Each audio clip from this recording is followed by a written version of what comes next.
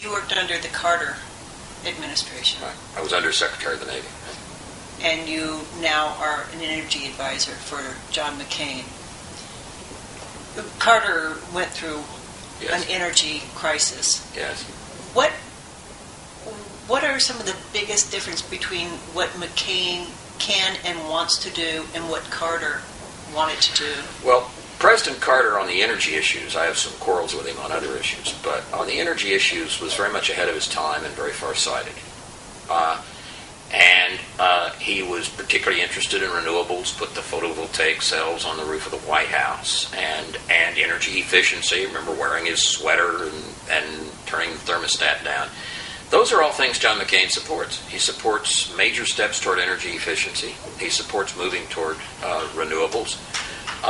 He supports moving away from oil with alternative liquid fuels and with electricity, tax credits for plug-in hybrids as well as all-electric vehicles.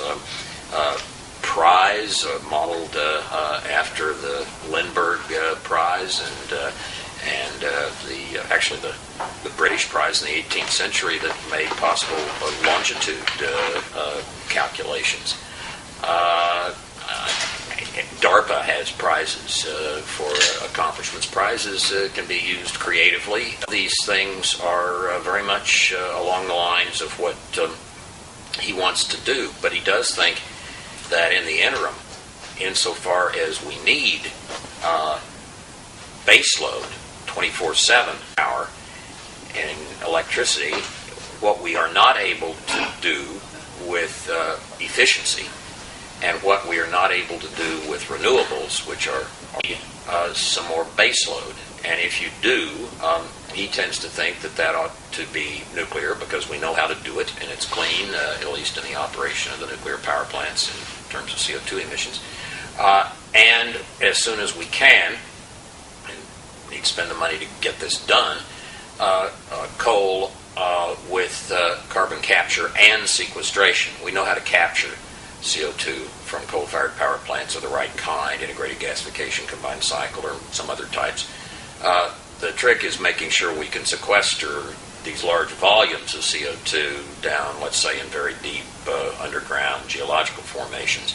And that's going to take several $billion and several years of work to make sure. For the time being, nuclear to John McCain looks like the baseload supplier of electricity of last resort, in a sense, while we move toward this world of renewables.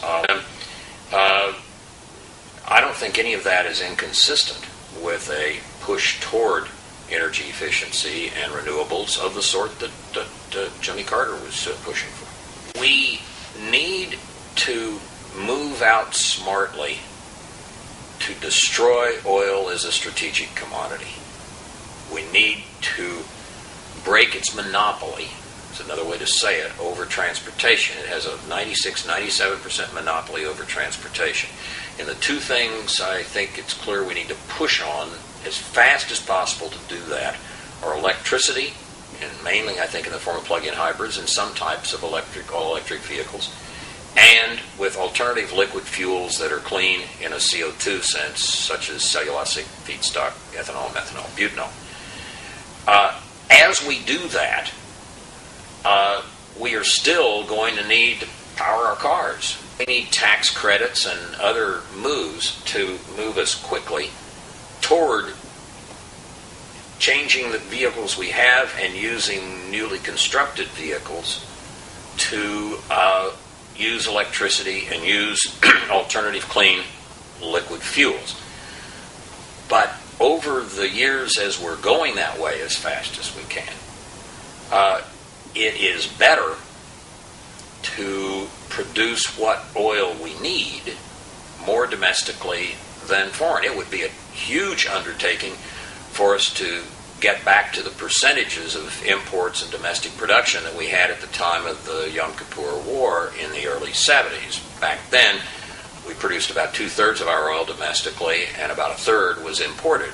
Yet, the Saudi cutoff still penalized us very badly, even produce 1/3 and import 2/3, there's no reason why we need to acquiesce in 2/3 or more of our oil being imported when we might be able to produce affordable oil here.